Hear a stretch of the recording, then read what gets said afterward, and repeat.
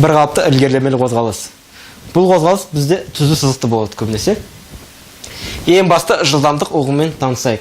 Жылдамдық бірлік уақытта алынған жол. Жылдамдықты біз көбінесе V символымен береміз. Бірлік уақытты дельта T-мен береміз. Жолды S-пен белгілейміз. Осы анықтаманы формула түрінде жазатын болсақ, V тең S бөлінген дельта T. Бұл біздің формуламыз. Енді және айтқанымызда бұл қозғалыс түзу сызықты болғаннан кейін орын ауыстырумен жол бірде болғандықтан келесі түрде жазуға болатын формуланы. V тең S бөлінген дельта T бұл тең болады, немесе дельта X бөлінген дельта T.